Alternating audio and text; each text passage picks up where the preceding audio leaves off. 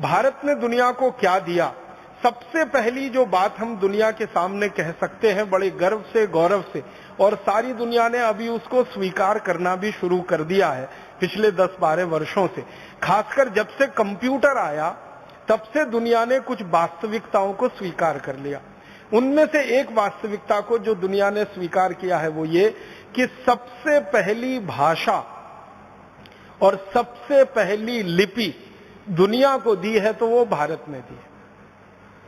लिपि आप समझते हैं, जिसमें भाषा लिखी जाती है, और भाषा तो आप जानते हैं। तो दुनिया की सबसे पहली भाषा और सबसे पहली लिपि जिसको लिखकर हम व्यक्त कर सकते हैं वो भारत ने ही दुनिया को दी है। भाषा हमारी जो सबसे पहली दुनिया में गई है वो संस्कृत है, और लिपि जो हमारी दुनिया में सबसे पहली गई है वो देवनागरी है। लेकिन भारत में कई ऐसे इतिहासकार हुए हैं जिनका ये कहना है कि देवनागरी लिपि से भी पहले एक लिपि हमने दुनिया को दी है जो आज लुप्त हो गई है हमारी लापरवाही के कारण, और वो लिपि ब्राह्मी लिपि रही है। ब्राह्मी लिपि के बारे में सारी दुनिया के वैज्ञानिकों ने एक बात जो स्वीकार की है वो ये है कि ब्राह्मी लिपि उतनी ही पुरानी है जितना पुराना भारत है। और भारत के पुराने होने के बारे में परम पूजनीय स्वामी जी के मुंह से अभी आपने सुना, 1 अरब 96 करोड़, माने लगभग 2 अरब साल पहले का ये पूरा हमारा ब्रह्मांड है, प्रकृति है जिसमें भारत बसता है। लगभग उतनी ही पुरानी ब्राह्मी लिपि मानी जाती है। अब समस्या उत्पन्न ये हो गई है कि इतनी पुरानी ब्राह्मी लिपि को पढ़ने वाले और समझने वाले वैज्ञानिकों की संख्या अभी नहीं है।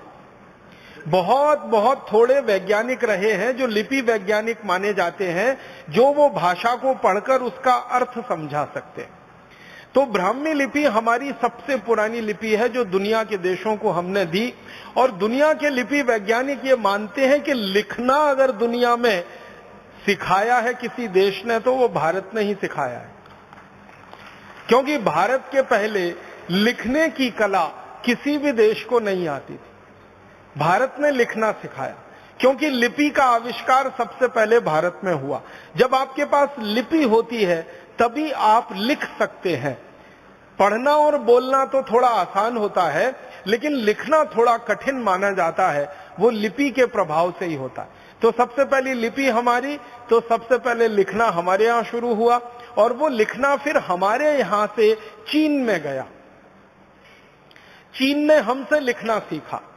चीन के जो लिपि वैज्ञानिक हुए हैं, जो पिछले हजारों साल का अध्ययन कर रहे हैं, वो ईमानदारी से इस बात को स्वीकार करते हैं कि चीन के वैज्ञानिक, चीन के ऋषि मुनि भारत आए, उन्होंने लिपियों का अध्ययन किया, अध्ययन करके चीन में वापस गए, और वहां जाकर फिर उन्होंने अपनी लिपियों का आविष्कार किया। तो लिखना भारत ने सिखाया पूरी दुनिया को। और अगर भाषा आपने दी है पूरी दुनिया को, तो दूसरी बात भी कही जा सकती है कि बोलना भी हमने ही सिखाया पूरी दुनिया को। लिपि से लिखना आता है, भाषा से बोलना आता है। भाषा हमारी सबसे पुरानी संस्कृत जो सारी दुनिया में हमने दी है। दुनिया की जो विशिष्ट भाषाएं मानी जाती हैं अंग्रेजी को छोड़कर, जैसे जर्मन है, जैसे फ्रेंच है, जैसे डच है, जैसे इटालियन है, जैसे पोर्चुगीज है, जैसे स्पेनिश है, जैसे रशियन है, जैसे डेनिश है, दुनिया में विशिष्ट भाषाओं में ये मानी जाती है, अंग्रेजी को छोड़कर। अंग्रेजी विशिष्ट भाषाओं में नहीं मानी जाती, अंग्रेजी सामान्य भाषाओं में गिनती होती है, क्योंकि अंग्रेजी दूसरों की नकल है, और जो दूसरी भाषाएं हैं वो मूल भाषाएं मानी जाती हैं। तो जो मूल भाषाएं मानी जाती हैं पूरी दुनिया में, जर्मन हो, फ्रेंच हो, डच हो, इटालियन हो, रशियन हो, फिर स्पेनिश हो, पोर्चुगीज हो, ये सभी मूल भाषाओं के मूल वैज्ञानिक जो अध्ययन करते रहते हैं वो ये कहते हैं कि हमारी सभी भाषाएं संस्कृत से निकली। जर्मनी में तो ये बात बिल्कुल गहराई तक स्वीकार की जा चुकी है कि जर्मन भाषा संस्कृत की देन है, और जर्मनी के लोग अपने आप को बड़े गर्व से ये कहते हैं कि हम आर्य हैं, माने हम भारतवासियों के ही जैसे हैं, हमारे वंशज भारतवासी रहे हैं। जर्मनी की जो हवाई जहाज की सेवा है ना, उनकी सबसे बड़ी हवाई सेवा, उसका नाम है लुफ्थहान्सा। जब लुफ्थहान्सा के बारे में किसी जर्मन को मैंने पूछा कि ये लुफ्थहान्सा क्या शब्द है, जर्मनी का शब्द है, जर्मन का शब्द है, वो वैज्ञानिक मुझे हैरानी से देखने लगा, कहने लगा ये जर्मन का शब्द नहीं है, ये संस्कृत का शब्द है। मैं पूछा क्या है, तो उसने कहा लुप्तहंस, उसमें से बना लिया लुप्तहंसा। लुप्त माने खत्म हो गए, विलीन हो गए, और हंस जानते हैं एक बहुत विशेष किस्म का पक्षी जो आज दुनिया में हमें दिखाई नहीं देता। एक जमाने में सबसे ज्यादा ये हंस भारत में ही हुआ करते थे, तो उन्होंने कहा भारत के संस्कृत में से हमने ये निकाला है लुप्त हंसा। हंस जो लुप्त हो गए उनके नाम पर हमारी पूरी एयरलाइन चलती है जिसको लुफ्थहान्सा कहते हैं। पहली बार मुझे पता चला कि जर्मनी की सरकार का संस्कृत के प्रति इतना प्रेम है कि उन्होंने अपनी एयरलाइंस का नाम ही भारत के शब्दों से बना लिया। और आज जर्मनी में शिक्षा में, विश्वविद्यालय के स्तर की शिक्षा में संस्कृत की पढ़ाई पर और संस्कृत के शास्त्रों की पढ़ाई पर सबसे ज्यादा पैसा खर्च हो रहा है। और जर्मनी दुनिया का भारत के बाहर का पहला देश है जिसने अपनी एक यूनिवर्सिटी, एक विश्वविद्यालय संस्कृत साहित्य के लिए समर्पित किया हुआ है।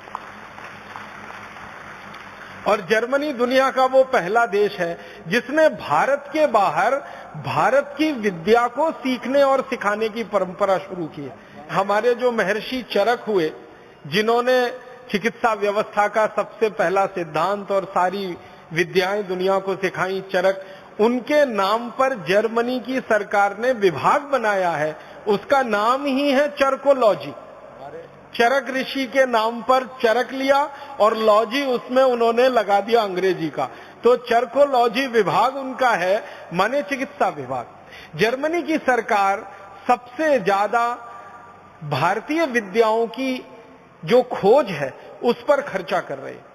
अंग्रेजी में उसको हम कहते हैं इंडोलॉजी। इंडोलॉजी का माने होता है भारतीय विद्याएं। तो भारतीय विद्याओं पर भारत के बाहर सबसे ज्यादा शोध अगर हो रही है तो जर्मनी में। और जर्मन वैज्ञानिकों से जब हम पूछते हैं कि ये सब आप क्यों कर रहे हैं, तो कहते हैं वो संस्कृत का कारण है, क्योंकि संस्कृत सबसे पुरानी भाषा है, सबसे पहली भाषा है, इसलिए सबसे पुराना और सबसे पहला ज्ञान भी इसी में है, और वो ज्ञान हमें सीखना है ताकि हम हमारे देश को आगे बढ़ा सकें।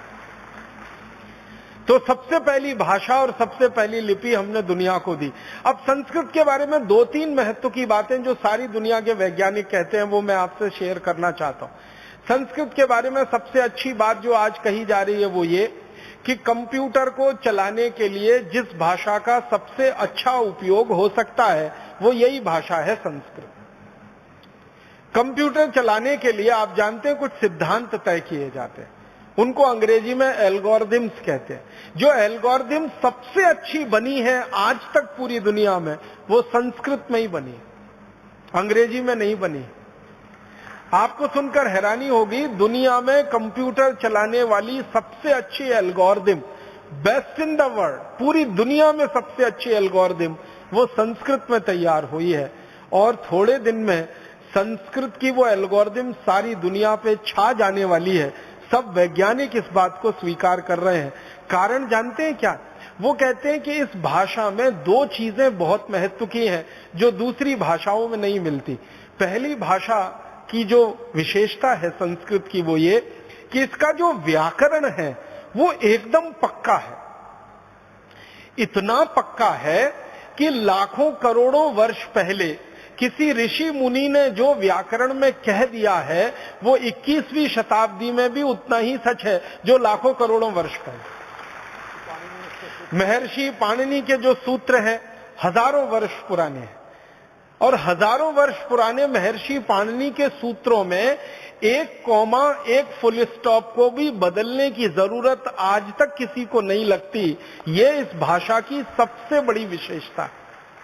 दुनिया की बाकी सभी भाषाओं में बदलाव होते हैं, समय के साथ बदलाव होते हैं, और व्याकरण काफी कुछ बदलता रहता है, लेकिन संस्कृत दुनिया की अकेली और एकदम विशिष्ट भाषा है जिसका व्याकरण महर्षि पाणिनि से लेकर आज 21वीं शताब्दी तक एकदम पक्का है और शायद अगले लाखों करोड़ों वर्ष तक उतना ही पक्का रहेगा, जिसमें कोई भूल चूक होने की दूर दूर तक संभावना नहीं।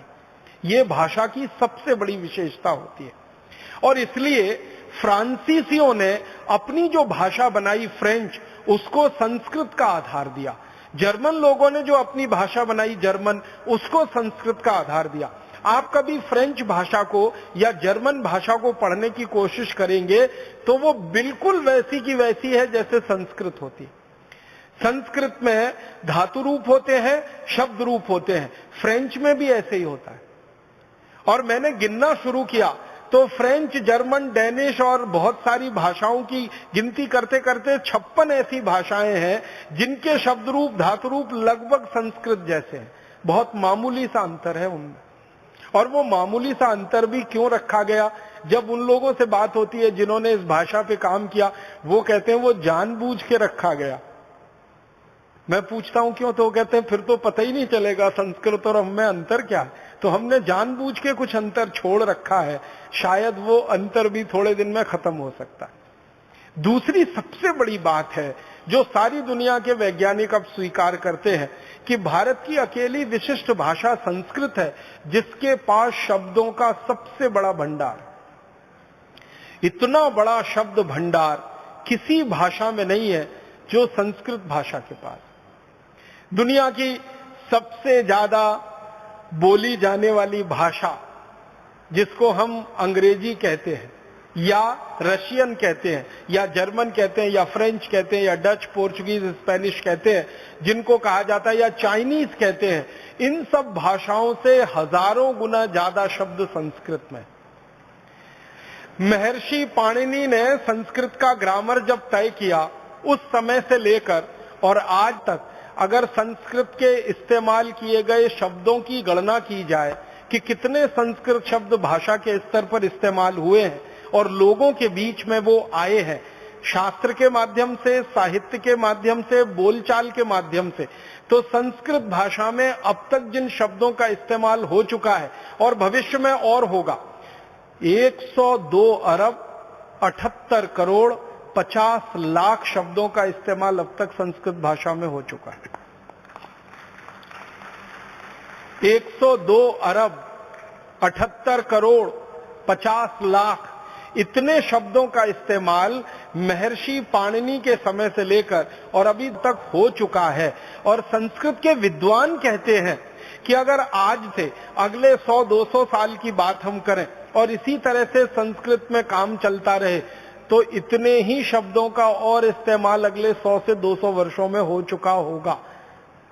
जब संस्कृत कंप्यूटर की भाषा हो जाएगी थोड़े दिन में, क्योंकि दुनिया की सबसे अच्छी एल्गोरिथम संस्कृत में तैयार हुई है और सामान्य कंप्यूटर की भाषा में संस्कृत आने लगेगी, तो वैज्ञानिकों का कहना है कि 102 अरब 78 करोड़ 50 लाख जो शब्द अब तक इस्तेमाल हुए हैं, इतने ही शब्द और इस्तेमाल हो चुके होंगे अगले 100 से 150-200 वर्षों में।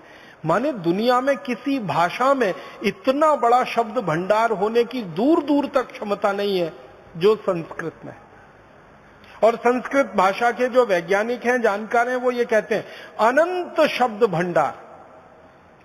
ये 102 अरब 78 करोड़ 50 लाख तो वो गिनती है जो अब तक इस्तेमाल हुए शब्द हैं।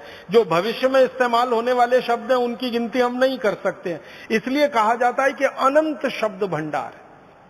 दुनिया में किसी भाषा में इतना बड़ा शब्द भंडार नहीं। कोई व्यक्ति अगर लगकर ईमानदारी से 3 वर्ष करे काम तो संस्कृत भाषा का ये पूरा व्याकरण सीख सकता है और इतना बड़ा शब्द भंडार उसके कोश में आ सकता है। हमारे परम पूज्य ऋषि महर्षि पाणिनि ने जो लिखा है अष्टाध्यायी, उसको 3 वर्ष में पढ़कर कोई व्यक्ति बड़ा पंडित हो सकता है। मैं और एक गहरी तीसरी बात कहना चाहता हूं संस्कृत के बारे में, जो दुनिया के सारे वैज्ञानिक कहते हैं, वो ये कि सबसे बड़ी बात, सबसे कम शब्दों में कहने की क्षमता अगर दुनिया की किसी भाषा में है तो वो संस्कृत में। सबसे बड़ी बात, एक वाक्य हो सकता है बहुत बड़ा, अगर हम पेज के लाइन के हिसाब से देखें तो बहुत सारे वाक्य ऐसे हो सकते हैं जो चौथाई पेज के हों, एक तिहाई पेज के हों, आधे पेज के हों। संस्कृत की ताकत इतनी बड़ी है कि उनको सबसे कम शब्दों में कह सकती है और पूरी बात उसमें आ सकती है, एक बात भी उसमें छूटे बिना। तो ये तीसरी सबसे बड़ी बात जो इस भाषा में है कि बड़े से बड़ी बातों को सूत्र रूप में, संक्षेप रूप में कह देने की ताकत इस भाषा में है, जो दूसरी भाषाओं में बहुत कम मिलती है। और ऐसे गुणगान अगर मैं करता रहूं तो पूरा व्याख्यान ही संस्कृत भाषा पे हो जाएगा। इसलिए मैंने संकेत के रूप में आपसे कहा कि दुनिया को सबसे पहली भाषा और सबसे पहली लिपि हमने दी तो संस्कृत भाषा के रूप में दी और ब्राह्मी लिपि के रूप में दी, और बाद में देवनागरी लिपि सारी दुनिया में स्थापित हुई। बहुत सारे वैज्ञानिक इस बात के लिए आजकल चर्चाएं कर रहे हैं, सारी दुनिया की भाषाओं का झगड़ा मिटा दें। आपको मालूम है भाषाओं के आधार पर बहुत झगड़े होते हैं दुनिया में। ये देश उससे लड़ रहा है, वो उससे लड़ रहा है, भारत में भी झगड़े हो रहे हैं कि ये इलाका हमारा है, वो इलाका इनका है, वो भाषा के आधार पर। और प्रांतों की रचना भी हमारे देश में भाषावार आधार पर हो गई है और वो सबसे बड़ी गलती हो गई। तो भाषा के आधार पर दुनिया में बहुत झगड़े हैं, लेकिन कई वैज्ञानिक मुझे ये कहते रहते हैं कि सारे झगड़े मिट सकते हैं अगर सब भाषाओं की लिपि देवनागरी हो जाए, तो सारी दुनिया की भाषाओं के झगड़े मिट सकते हैं। हमारी भारत में कन्नड़ है, तमिल है, तेलुगु है, मलयालम है, उड़िया है, बांग्ला है, आसामी है, मराठी है, गुजराती है, और दुनिया में फ्रेंच है, जर्मन है, डच है, फिर स्पेनिश है, फिर पोर्चुगीज है। ऐसी 20 50 सैकड़ों भाषाओं को देवनागरी में लिखना शुरू कर दिया जाए तो सारे झगड़े मिट सकते हैं। एक बार मैंने कुछ विद्वानों से ये पूछा कि क्या देवनागरी में ये ताकत है कि सब भाषाओं का समावेश कर सके लिखित रूप में? उन्होंने कहा देवनागरी में ही ताकत है और किसी लिपि में ये ताकत ही नहीं है पूरी दुनिया में जो सब भाषाओं को वो समाविष्ट कर सके अपने आप। इस समय हमारे देश में मराठी भाषा देवनागरी में ही लिखी जाती है, हिंदी तो देवनागरी में लिखी ही जाती है, नेपाली भाषा देवनागरी में, संस्कृत तो लिखी ही जाती है। दुनिया की बहुत सारी भाषाएं और भारत में चलने वाली बहुत सारी भाषाएं अगर एक साथ देवनागरी में लिखी जाना शुरू हो जाए तो ये ताकत, ये क्षमता एक लिपि में है, दुनिया की दूसरी किसी लिपि में नहीं है। इसका हमें गर्व है, गौरव है, अभिमान है कि सारी दुनिया को हमने ऐसी लिपि दी है जो सबसे ज्यादा वैज्ञानिक है और भाषा ऐसी दी है जो सबसे प्राचीन है और सबसे ज्यादा वैज्ञानिक। मैं थोड़ा आगे बढ़ता हूं, क्योंकि संस्कृत सबसे समृद्ध भाषा है तो इस भाषा में लिखा गया साहित्य भी सबसे ज्यादा समृद्ध ही होगा।